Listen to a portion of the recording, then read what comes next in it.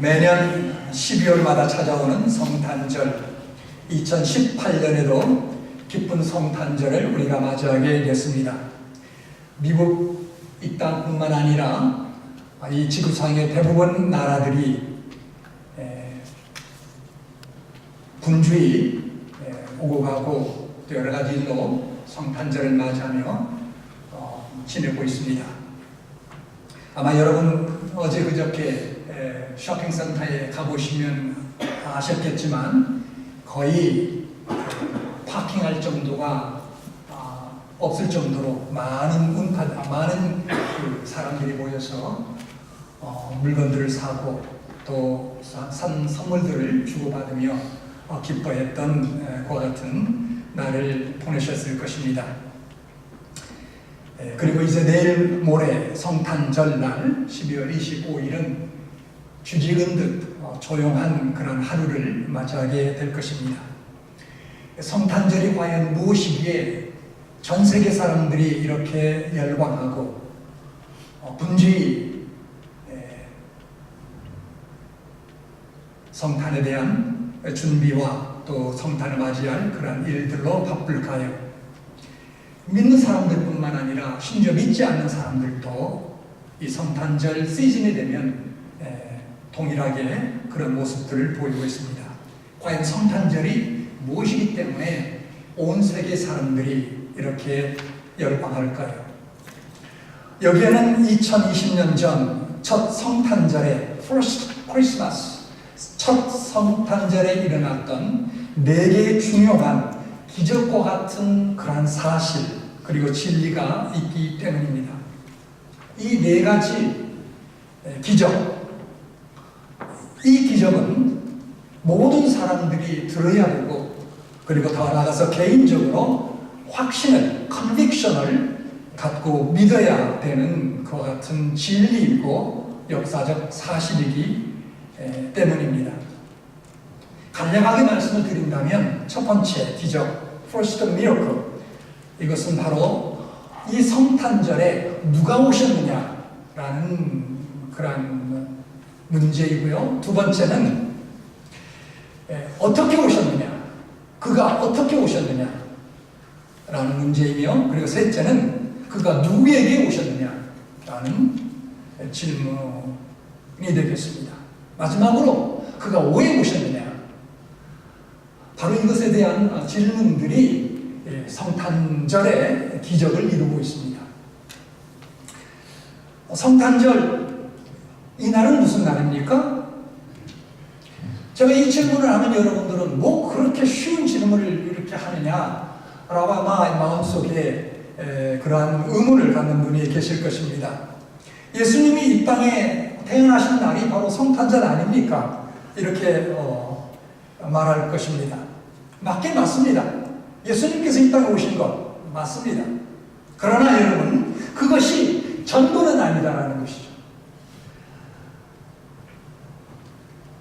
만약 어떤 사람이 예수님께서 이 땅에 오신 것을 부처님이 이 땅에 4월 초파일 날 오신 것처럼 생각한다면, 그리고 공자님이 이 땅에 오신 걸로 생각한다면, 아니면 마호메트가 이 땅에 오신 것처럼 예수 그리스도께서 이 땅에 오신 것을 같은 그러한 정도의 레벨에 놓고 생각한다면 이것은 큰 착각이요, 오해입니다. 왜 그럴까요? 예수님은 하나님이시기 때문입니다. 예수님은 스스로 이 땅에 오셔서 하나님이신 것을 행동으로, 삶으로 보여주실 뿐만 아니라 분명하게 말씀을 통해서도 증거해 주셨습니다. 요한복음 10장에 보면 나와 아버지는 하나라고 말씀하셨습니다. I and the Father are one. 여러분, 그게 무슨 말입니까? 이 말씀을 들었던 주변에 종교 지도자들이 돌을 들었습니다. 그리고 예수님을 돌로 쳐서 죽이려고 했습니다. 왜 그랬을까요? 바로 그 말은 저들은 참남죄로 봤습니다. 참남, blasphemy, 하나님을 모욕하는 그런 말로 왔다라는 거예요. 그래서 저들이 이렇게 이야기합니다. 내가 사람이 되어 자칭 하나님이라 함이로다. 예수님께서 말씀하시는 것, 나와 아버지는 하나라는 그 말씀을 듣고서 주변의 사람들은 이 자가 참남죄, blasphemy. It's a blasphemy for him to claim that he is the God. 바로 그것 때문에 돌을 들어 치료했던 것입니다. 만약 예수님께서 그 주장만 하지 않았더라면 유대 사람 종교 지도자들 누구도 예수님을 십자가에 매달기는커녕 그를 위대한 유대의 지도자로 받들고 섬겼을 것입니다.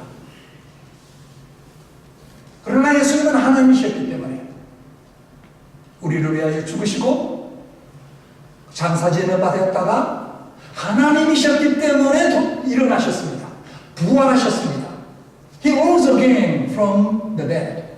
다시 부활하셨습니다. 그래서 그가 진실로 하나님이라는 사실을 부활로서 우리에게 확증해 주신 것입니다. 여러분 보십시오. 창조 이래 다시 죽었다가 다시 살아난, 그리고 살아나서서 많은 사람들에게 자기의 부활의 그 몸을 보여줬던 사람이 예수 그리스도 외에 과연 누가 있습니까? 그래서 우리는 그분이 곧 오셨던 첫 번째 크리스마스 때 오셨던 그분이 하나님이시다는 사실을 우리는 믿게 되는 것입니다. 여러분, 성경은 더 나가서 그분은 하나님이셨을 뿐만 아니라 첫 번째 크리스마스 때 오셨던 그분은 하나님이셨을 뿐만 아니라 또한 창조자이신 것을 우리에게 증거합니다. 골로새서 1장 15절 16절을 다 같이 한번 읽어보겠습니다. 시작. 그는 보이지 아니하시는 하나님의 형상이요 모든 창조물보다 먼저 나신 자니 만물이 그에게 창조되되 하늘과 땅에서 보이는 것들과 보이지 아니하는 것들과 혹은 보호자들이나 주관들이나 정사들이나 권세들이나 만물이 다 그로 말미암고, 여기 보세요. 만물이 다 그로 말미암고 창조됐다는 것이죠. 예수 그리스도 하나님께서 또 그 다음에 보세요. 그를 위하여 창조됐고 또한 그가 만물보다 먼저 계시고 만물이 마지막에 뭐라고 되어 있습니까?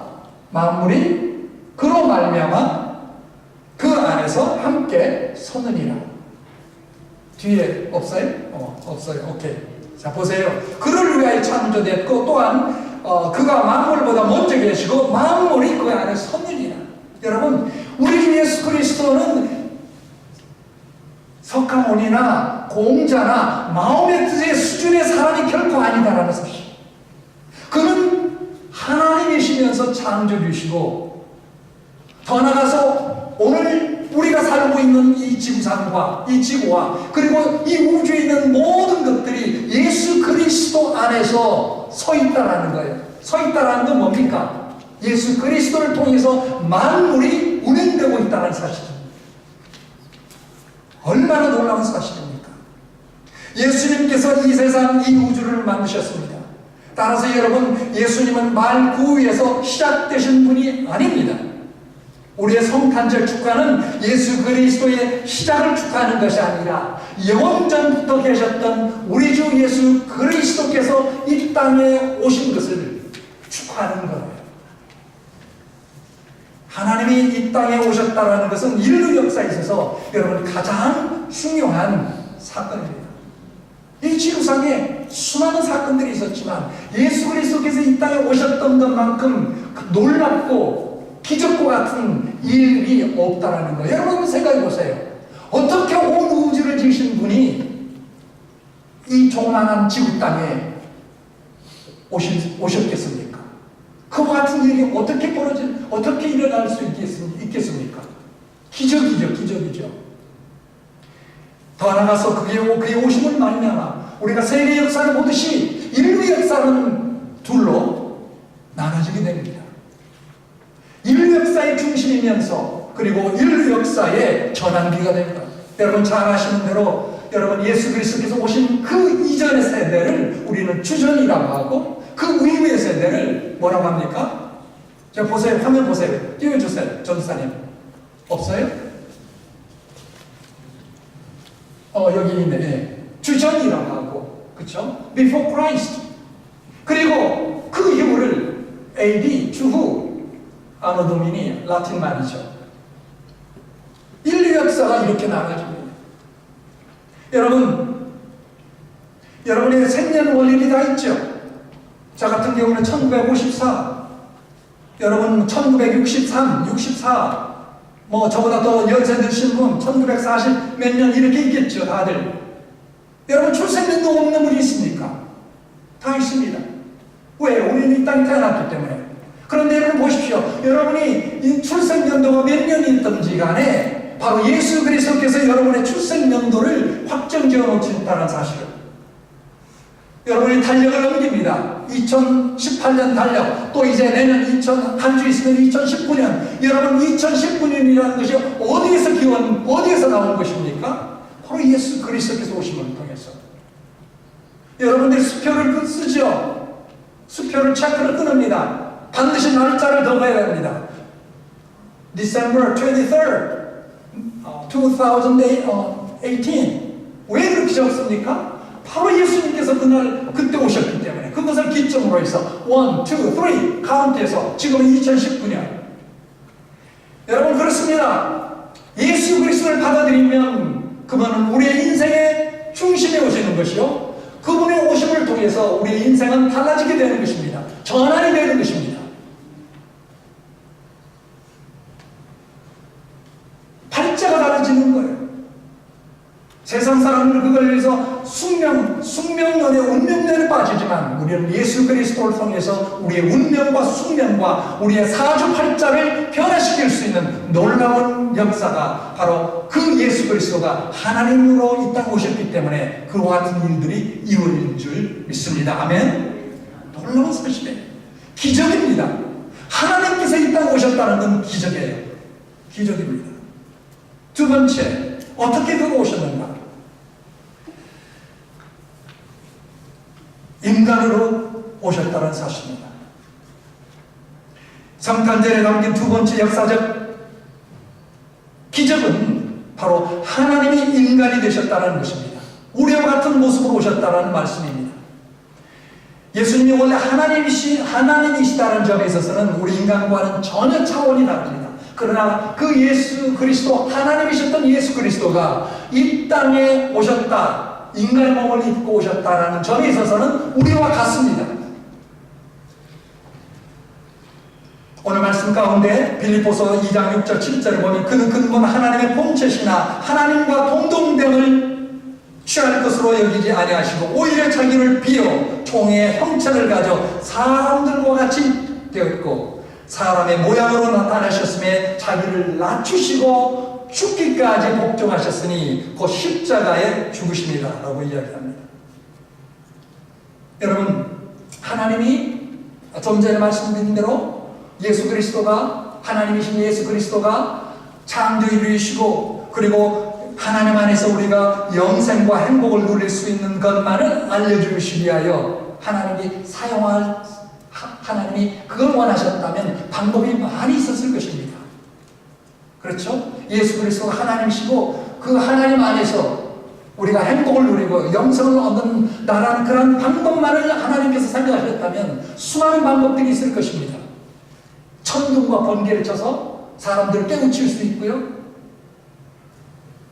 레이저빔을 쏴가지고 사람들을 일깨울 수도 있을 것입니다. 그런데 왜 그 하나님이신 예수 그분이 왜 아기로 오셨습니까? 왜 인간에 대해서 오셨습니까? 세 가지의 중요한 강한 이유를 우리는 생각할 수 있습니다. 첫째 하나는 우리와 동일한 완전한 인간이심을 증명하시기 위해서. 한번 생각해 보십시오. 예수 그리스도께서 하늘에 계신 그분께서 이 땅에 오셨는데 아마 어른이 돼서 이 땅에 존재했다면 우리는 그분을 인간으로서 온전히 여기기가 힘들 것입니다. 불가능할 것입니다. 그러나 여러분들이 어린아이로 태어난 것처럼, 제가 또 그랬던 것처럼, 그분 예수 그리스도가 똑같이 갓난아기로 응이야 울음을 제치면서 태어나는 거예요. 또 하나의 그것을 찾아본다, 이유를 찾아본다면, 누구도 예수님, 우리를 위하여 오신 예수 그리스도를 두려워하지 않도록 위해서. 여러분, 어린아이를 두려워하는 사람이 있습니까? Anybody is afraid of a baby? Nobody. 어떤 사람도 어린아이를 두려워하는 사람은 없습니다. 어린아이들이 어른을 두려워하고 무서워할 수는 있지만 어른이 어린아이 앞에서 두려워하는 법은 없습니다. 누구든지 예수 그리스도 앞에 나갈 수 있도록 하기 위하여, 그분은 인간이신 뿐만 아니라 누구든지 접근할 수 있도록 어린아이가 되어 오셨습니다. 더 나아가서 우리가 하나님에 대해서 가장 잘 이해할 수 있는 방법을 선택하셨는데, 그것은 바로 인간으로서, 특별히 어린아이로 오셨던 것입니다. 여러분, 그래서 그분은 인간되어 오셨기 때문에 우리를 이해하십니다. 우리와 sympathize, 우리와 같이 체울하십니다. 히브리서 4장 15절 말씀인데 우리 같이 한번 또 읽어보겠습니다. 시작. 우리에게 있는 대제사장은 우리의 연약함을 채울하지 아니하는 자가 아니요 모든 일에 우리와 한결같이 시험을 받은 자로 돼 죄는 없으십니다. 우리에게 있는 대제사장은 우리의 연약함을 채울하지 아니하는 자가 아니요 모든 일에 우리와 한결같이 시험을 받으신, 그러나 죄는 없으신 그런 분이다라는 사실이죠. 여러분 보십시오. 그는 인간으로서 특별히 아기로 오셨기 때문에 나를 이해하시고 나에게 체험하시고 나를 체험하시고 그리고 나를 영접하시고 나를 사랑하시는 그런 분이 될 수가 있었습니다. 사랑하는 여러분, 우리를 위하여 이렇게 인간대에서 나를 받아주시고 이해하시고 나를 사랑해 주시는, 온전히 사랑해 주시는 그 사랑을 여러분은 받으셨습니까? 여러분은 느끼고 경험하고 있습니까? 아직 그렇지 못한다면 여러분 정말로 불행스러운 일입니다. 왜요? 우리 인간 속에는 사랑을 받아야 되는 그런 빈 공간이 있기 때문입니다. 우리는 이해받고 사랑을 받아야 하는 빈 공간이 있는 거예요. 베큐이 있습니다. 뭘로 채울까요? 돈으로 채울까요? 명예로 채울까요? 부귀로 채울까요? 권력으로 채울까요? 아니면 어떤 다른 인간으로부터 그걸 채울 수 있을까요? 어떤 것으로, 어떤 사람으로 채울 수 있는 빈 공간, 오직 하나님만이 채울 수 있는 공간이 있습니다. 여러분 보십시오. 구약의 솔로몬 보십시오. 킹 솔로몬. 그는 세상의 모든 것을 다 가졌던 사람입니다. 그러나 그가 뭐라고 고백합니까? 헛되고 헛되니 모든 것이 헛되다. 인간 되오신 예수 그리스도, 그분을 진정 이해하는 여러분, 이해하고 알고 믿게 되는 여러분 될 수 있기를 바랍니다. 자, 세 번째, 그는 누구에게 오셨습니까? 예수 그리스도는 특권층의 사람을 위하여 오신 것이 아니라 He came to ordinary people. 보통 사람들을 위해서. 보통 사람들을 위해서. 여러분, 하나님이신 예수께서 보통 사람들을 찾아오셨다는 것은 일반 상식을 벗어나는 사건입니다.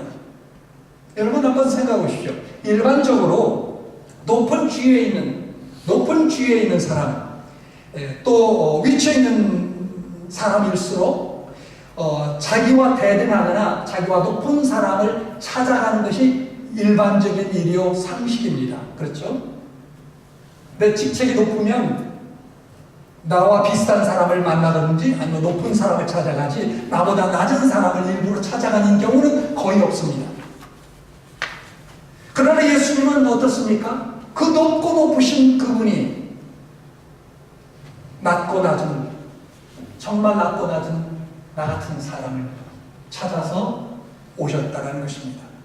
아무것도 보여줄 것이 없다고 여겨지는 나 같은 사람, 여러분과 같은 사람, 사회에서 무시당하고 오해당하는 소셜 아웃캐스트, 이런 사람들을 하나님께서 찾아오셨습니다. 여러분 보세요. 예수님께서 이 땅에 오셨을 때 나는 그래도 쓸만해. 자기 의에 보치되어 있는 사람들, 예수님께서 그들을 찾아가지 않으셨습니다. 그리고 저들 예수님께 나오지 않았습니다. 여러분 한번 생각해 보십시오. 예수님께서 태어나셨을 때 먼 나라에 있던 동방 목사들이 찾아왔죠. 수말리를 걸어서 찾아왔습니다. 헤롯 왕이 묻습니다. 유대인의 왕으로 태어난 사람은 어디 있느냐? 어린 아기가 어디 있느냐?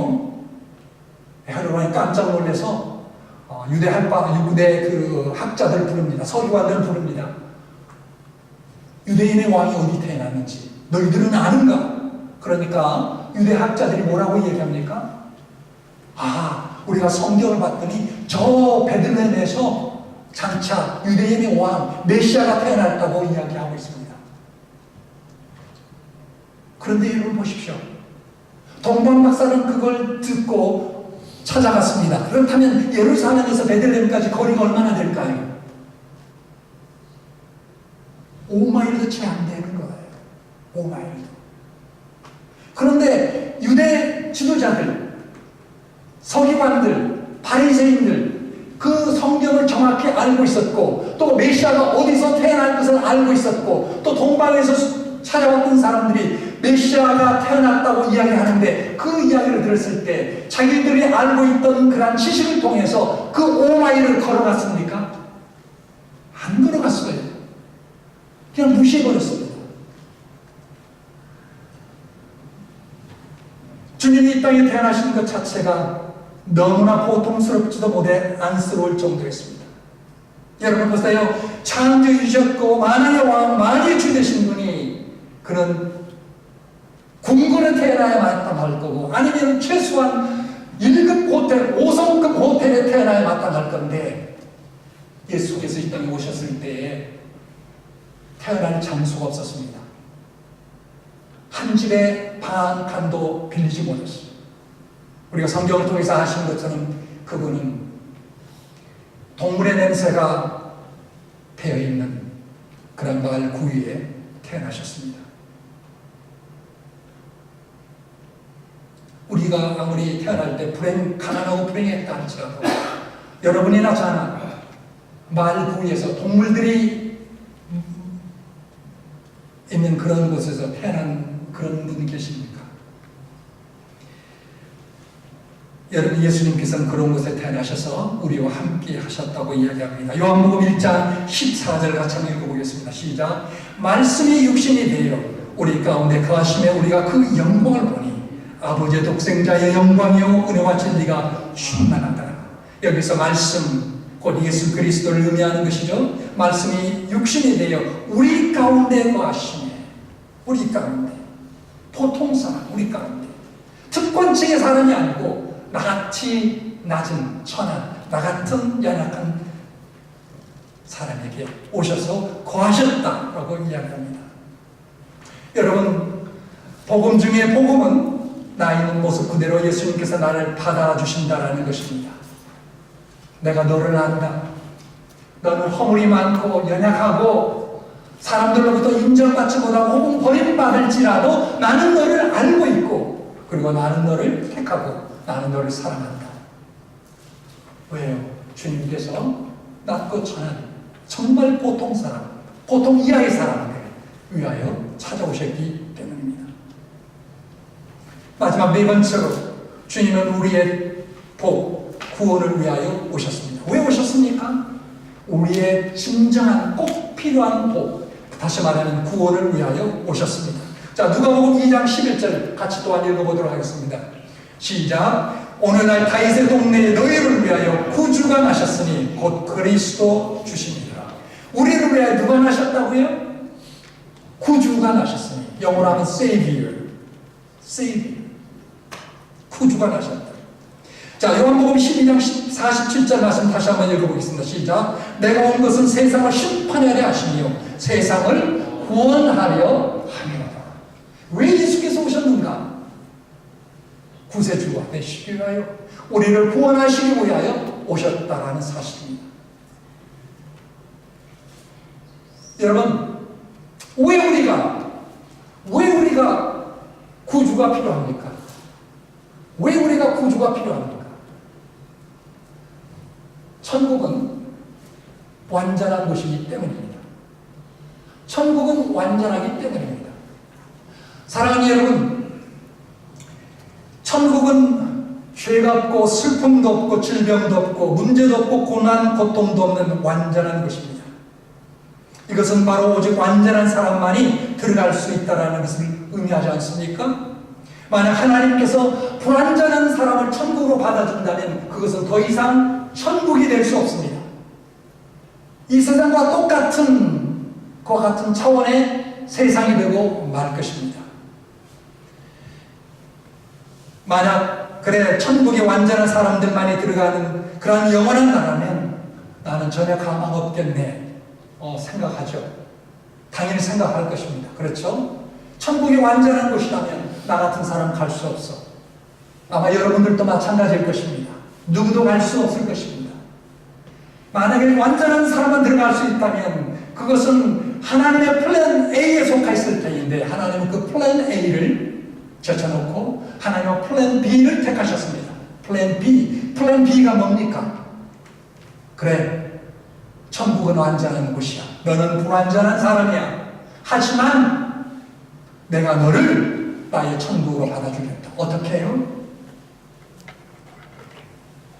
내 아들 독생자 예수 그리스도를 육체 인간으로 보내고 그가 너를 위하여 불완전한 너를 위해서 십자가에 죽고 너를 위해서 죽고 죄값을 치르겠다. 그리고 그가 다시 살아나 부활하겠다. 네가 그분만을 믿는다면 내가 너를 용서하고 받아주겠다. 이것이 하나님의 플랜 B가 아닙니까? 그러므로 말미암아 우리는 이제 하나님으로부터 성탄절의 최고의 선물을 이제 받게 되는 것입니다. 사랑하는 여러분, 많은 사람들이 매년 성탄절을 화려하게 장식하고 또 꾸미고 성탄절에 선물을 사서 나누고 있지만 여러분, 우리가 받아야 될 최상의 선물은 바로 무엇입니까? 성탄절 첫 크리스마스 때 우리를 위하여 오신 예수 그리스도를 우리가 마음속에 받아들임으로 말미암아 하나님께서 주시는 놀라운 구원의 선물인 줄 믿습니다. 여러분, 크리스마스 트리에 수많은 박스들이 선물의 박스들이 놓여있다 할지라도 하나님께서 주시는 구원의 놀라운 선물을 우리가 그것을 보지 못하고 그것을 우리가 취하지 못한다면 세상에 어떤 종류의 선물을 받는다 할지라도 그것은 다 무로 결국 돌아가게 말 것입니다. 이번 성탄절에 우리는 하나님께서 내린 선물, 그의 아들 예수 그리스도를 기쁨으로 맞이하고 영접합시다. 그리고 그분 앞에 감사합시다. 그분을 높입시다. 그분을 위하여 기뻐합시다. 그리고 우리 주변에 아직도 하나님께서 인류에게 주신 이 귀한 선물, 예수 그리스도, 그 안에 있는 이 구원의 은총을 모르는 사람들에게 전하고 그들을 위하여 기도합시다. 그런 가운데 하나님께서 이 땅에 오신 그 놀라운 성탄의 진정한 의미를 깨닫고 복된 사랑을 함께 누리며 살게 되는 그런 귀한 역사가 우리 가운데 더욱 힘차게 일어날 수 있기를 주님의 이름으로 축원합니다. 같이 기도하겠습니다.